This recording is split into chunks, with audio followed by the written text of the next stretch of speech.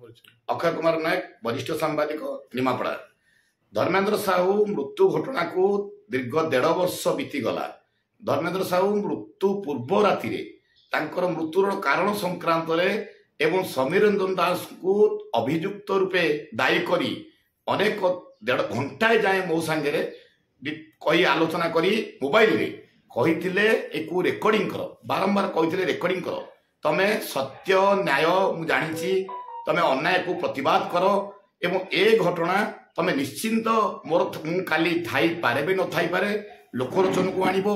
कारण मते जेमती जंत्रणा दिया जाइछि सेही घटना को मु बारंबार तुमको जणाउछि तुम पर मोर भरोसा विश्वास आस्था रही तेणु मु ताकू से ऑडियो को रेकर्डिंग करी सांबादिक सम्मेलन में प्रकाश करी कला परे अक्टोबर 2, 2022 मसीह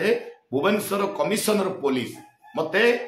डाकी कमिशनर पुलिस नोटिस माध्यम एवं निकट में मोर मोबाइल जांच पाई मु मध्य मोबाइल दाखल कली से दिन ठार मोबाइल आज पर्यंत पाई नाही मते कही समीर दास को आमे जेरा करिवु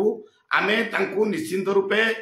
तांको नाम रे अभियुक्त केस करिवु क्रिमिनल केस करिवु किंतु 1.5 वर्ष बीती गला कौन सी कार्यानुष्ठान कमिशनर पुलिस नेला नाही मु ए संक्रांत रे मुख्यमंत्री 5T अध्यक्ष ठारू आरंभ करी पुलिस उच्च कर्तृपक्ष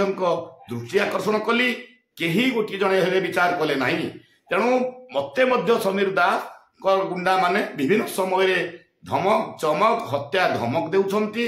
तेणु एई घटना केवल लोकलोचन को आसीबो ए घटना केमती सीबीआई तदंत करा जीवो मो मोबाइल मु केमिति फेरस्त पाइबी लोके जानिबे नायक परिवार जो दंत्रणा भाव में समीर दास धर्मेंद्र साहू को मृत्यु होती समीर दास अभियुक्त